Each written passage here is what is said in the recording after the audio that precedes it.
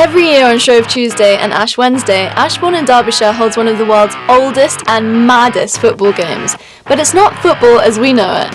In the next VC Squared pod from producer Debbie Steer, we take a look at the game where some of the rules are you can't carry the ball in your car, you can't hide it in your coat, and you can't kill anyone.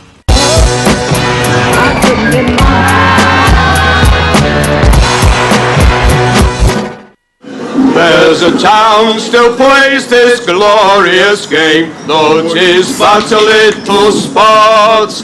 And year by year the contest fought from a field that is called Shawcroft. Shrovetide it's a bit like football mixed in with rugby. The ball is thrown into the crowd, and that's where the game starts. Straight away they'll go into formation of the hug. The ball will be smack bang in the middle, where it's then pushed, each side will push as hard as they can, and it's pushed towards either one of the goals. And they'll use various tactics over the day to try and get the ball out of the hug and get it quicker in the other directions. If you're born on this side of the river, which is the north side, then you're an upward. If you're born on the other side, which is the south side, you're a downward.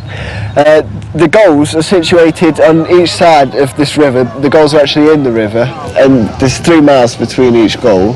Within football you stay within the pitch, but in Ashbourne, Ashbourne is the pitch. When the hug goes towards a wall, loads of the players will try and get up onto the wall if they can, and wait until the ball gets close enough for them to pull it out, and then give it to one of the runners, and they can get it off down towards the goal. There's basically no rules. The only rule is no murder.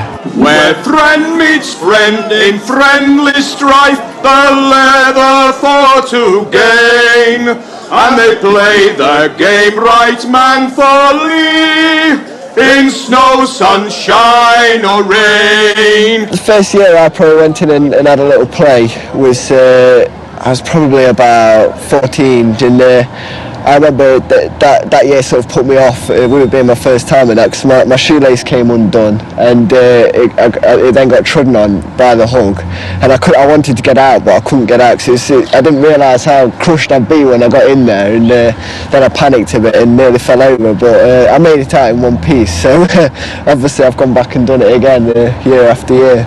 So I've heard the game actually started with a severed head, and it was thrown into the crowd which were watching the execution.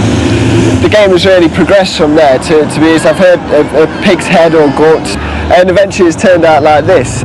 This ball I have here is my granddad's ball, as you can see, Roy Spencer, and he threw it up on the 11th of February 1997. He's been very privileged in Ashbourne, he's done a lot of things. It's a great honour to be holding this right now. It's something really, really important to us. It's something that's going to be in the family for years to come now.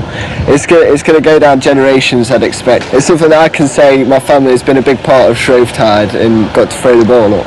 Obviously I don't want that chain to break. I want to have a son so it carries on like down the generation. The Spencer name then carries on as well, which I want to keep going. But yeah, get a son and then get him down there and get him into it when he's older, definitely. I think the older generation are looking down at the young kids jumping up and down on cars, and they're thinking that that's the way the game's going. It's going to continue like that, get worse, and the game that they've kept going for so many years is just going to end. But we are going to stop that. We're going to make sure that the game carries on and fences don't get broken, and that each year it's getting better, and it'll be safer, and things will look better in the future.